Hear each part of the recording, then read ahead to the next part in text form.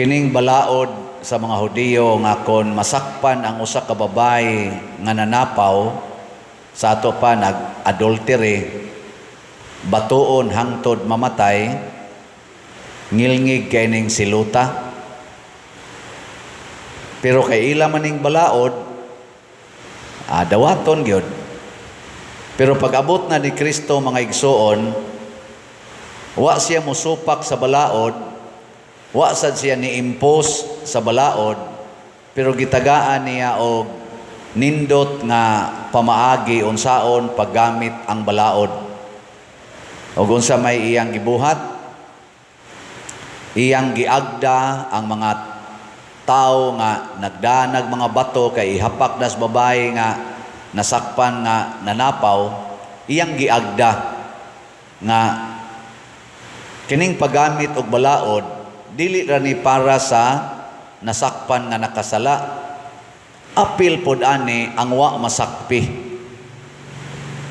Gilingi ay mong tupad ing nasakpan ka, nasakpan lingi ba imong tupad ba ing nasakpan na ka, ano man mo manglingi, wa pa man mo masakpi. Gikonobe, isa kunos kamot, kinsa dinhi ang wa gyud sa karong adlaw. Taas ang kamot. Nang wa gyud sala ba? Na ini isa, ako siguro ko ana kay bata nang gamay. Ang bata ray way sa, pero kanang gadadag bata karon, nasada na. Muna ingon si Jesus, sige, gamitan na ninyong balaod. Pero ang dunay katungod nga mosilot nining sad-an kadtong waysa, kinsa ninyo ang waysala mo'y muunag hapak og bato. Sa standard di ay sa Ginoo mga igsoon, ang ayang mosilot sa sad-an kadtong waysa. Sa ato rong sitwasyon sa atong nasod na may gasigig sinilutay diha, na ay gipadadag supina, na ay gipadadag warrant of arrest, naa say gipang contempt, gipang priso, naa say gipadang adto sa ICC. Sa inyong tan-aw, kanang naghatag ana nga maong mga actions nga naay gipang priso dito sa Kongreso, naay gipriso, naay gi-contempt, naay gipadas ICC, kanang nagbuhat ana naa sila'y sawa. Kadto sang ilang gibuhatan ana katong gipriso, gipadaan ang adto sama ni President Duterte, natoy sawa. Naasad kining nagwali sa inyong tan-aw, naa ni sawa. Suga sa inyong tingaw na. Kanang mga madre, nanay sawa. Kana, kusog-kusuga yan. Kansi na mo, no? Kantong na nagliktor na rin ka brunda-brunda, nato'y sawa. Naasan? Kanina sa kong kilid, nanay sawa. Klaro anang naw nga. Sa ato pa, kinahanglan usa ta mamalandong. Karon bitaw, katawanan kayo.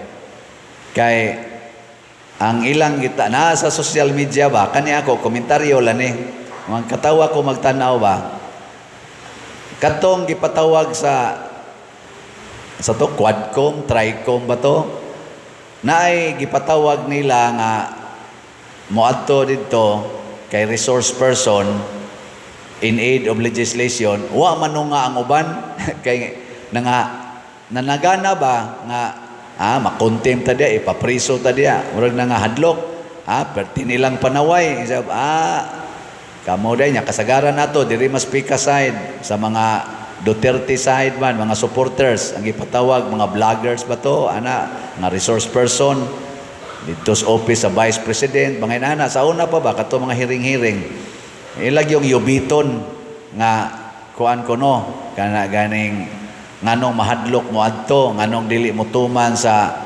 invitasyon nya, supinahan ang uban gani nisibat na kay ipa-arrest na ana Karon sad aning tungod aning issues ICC nga giprisos President Duterte dito, nag-hearing sad sa Senado nga gipanguluhan ni Senador Amy Marcos, ang maguwang ni Presidente Bongbong Marcos.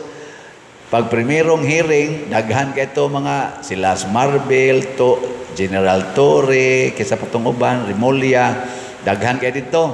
Nya mura man tog aligre kay ito ilang hearing. Daghan man tag nadiskubrihan.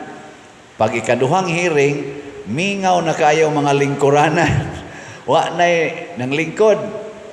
Ni desisyon dayon si Senador Amy, o silam dito, Senador Bato, o kinsa pa to, nga atong supinahan. Karon na isyu na ron kay pag abot na sa supina, ilan nang gi-isyu, wala pa pirmahi sa Senate President tungod kay iya pang gipasa ngadto sa legal committee sa Senado to analyze og dili ba mo create og more chaos kuno panag-away basig dunay constitutional crisis.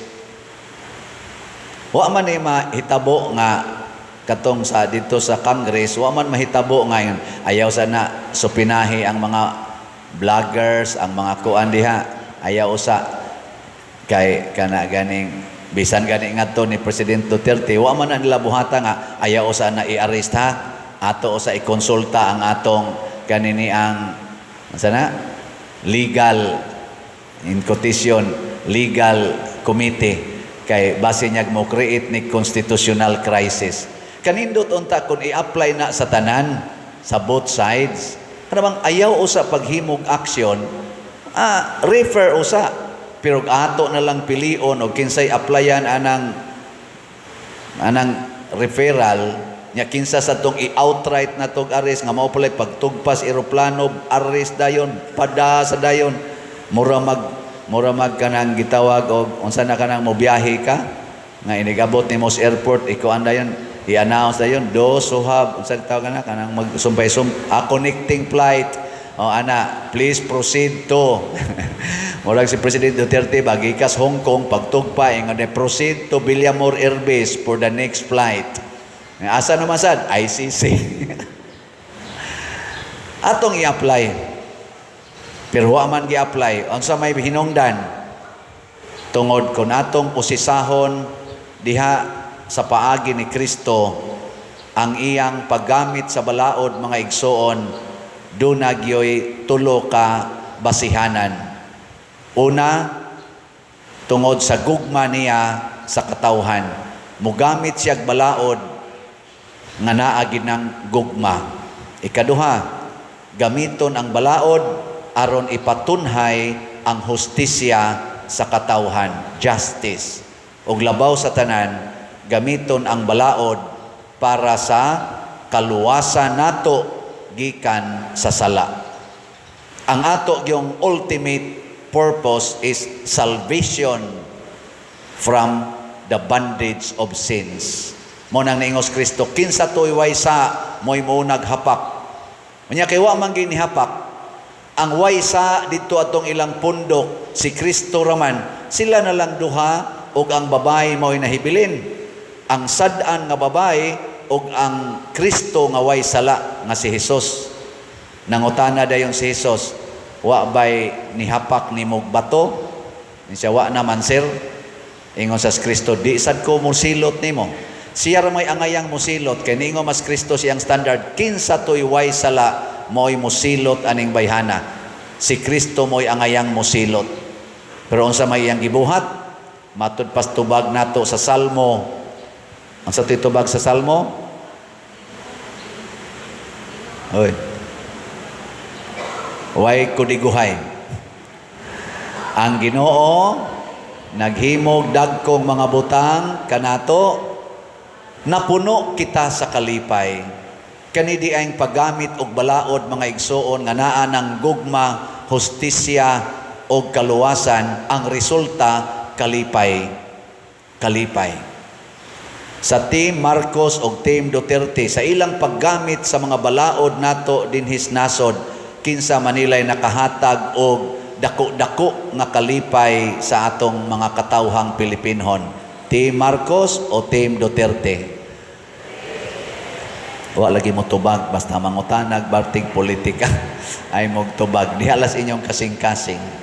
Unya karon kay umaabot mang eleksyon, ang atong pilion kadtong mga kandidato, kandidata sa pagkasenador, nga region padong sa pagkakonsihal sa lungsod, nga mogamit og balaod aron malipay ang kinabag-ang Filipinos, dili lang ang pipila, dili lang ang usara ka partido mo'y malipay.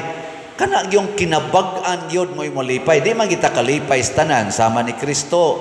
Wa man siya makalipay sa mga leader sa mga Hudiyo. Pero ang kinabag-ang katawhan, hangtod karon ni Api, abot na din sa Liluan, din ni San Vicente, nangalipay yun. Nga naman, kay nagamit lagi og balaod, pinasubay sa gugma, hustisya og kaluwasan.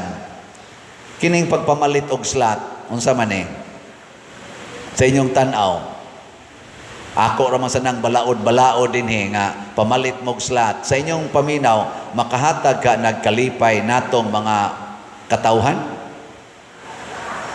Kusga? Kadtong ni Oyon nga makahatag, ayaw mog uli nga dili mo kapalit og slot.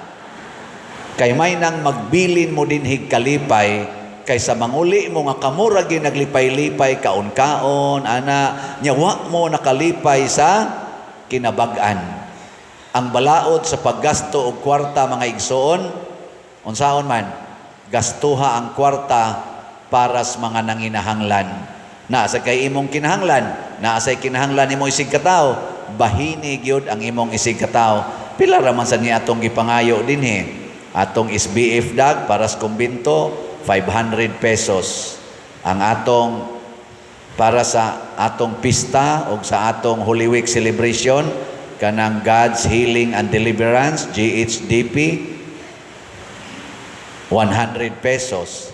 Ang atong itabang ni Father Arnel sa iyang pagtukod og sugod siyang simbahan dito sa kolonya, kadtong it's haligi para ni Mama Mary, HPMM, 100 pesos. Kung atong totalo ni 700 pesos ang simana o gusto nyo ka kada simana ka mo palit, gamay ra kay na kamong tibok pamilya magtinabangay mo unsa may buhaton aron gyud mapakita ninyo nga sundon taning balaod ni Father sa pag-donate kaning slot unsa may buhaton sayon ra kayo karon Lenten season ting fasting and abstinence, ting sakripisyo. Ako mong hangyoon, gikan karon hangtod sa Black Saturday, pag fasting and abstinence mo 5 kaadlaw, kada usa ninyo, 5 lang kaadlaw. Nya ang budget nato aning atong 5 kaadlaw nga kaon, nga wa nato gamita, kaon og snacks, aning 5 kaadlaw, ipalit ninyo og slot. Okay mo anang balaura? Pila pa man kaadlaw gikan karon hangtod Easter. Pila kaadlaw? Hoy. Nos amang Easter Sunday, Abril 20. Ana. So, gikan karon hangtod April 19. Pila man na kaadlaw? 6 man ta karon, na 13. Kuhain na ninyo 5 kaadlaw. Unsa man ang fasting? Mukaon ra kag kausa, nya ang katong duha nimo kakaunan, panalitag 3 ka kakaon kada adlaw, mukaon ra kag kausa, katong duha nimo ka meals, imo na tong iforgo nya way snacks. So mao na ana, nya kaduha ra ka mukaon sa usa ka adlaw, kausa na lang ka mukaon, katong imong usa ka meal, imo na tong kuhaon ug ang imong snacks. Mao nay fasting. Abstinence, of course, why karne. Sige. Deal or no deal? Lingi ay mong tupad. Ingna sugod na ta karon. Ingna sugod na ta. Kanang wa mo lingi na miligro. Ang kanang nilingi nya madasigong ni hagad sa iyang tupad, Hasta sad mo mga online parishioners o musugod sad mo karon, hala, palit na. 700 pesos ra gid na worth. Nya kung gusto mo challenge, i-total na to tong mga tulo naman ni ka-challenge na to is BF Dan, 8,000 per challenge, GHDP, 1,200 per challenge, ang HPMM, 2,000 per challenge, mo total ra nag 11,200. Kana, ariba mo 700 o ariba mo 11,200. Mga igsoon, daghang mga balaod nga atong gipatuman sama anang pagbayad og buhis, sama anang pagtuman aning pagdili, paglikay aning mga drugas, paglikay aning mga illegal gambling, kaning mga immoralities, sama anang pagsigig pamakak, graft and corruption, mga balaod ni nga kun atong sundon uban sa gugma, hustisya o kaluwasan, muhatag og nindot kayong epekto sa atong katilingban. Ato ning iampo, ato ning buhaton, og ato ning isustiner hangtod sa kamatayon.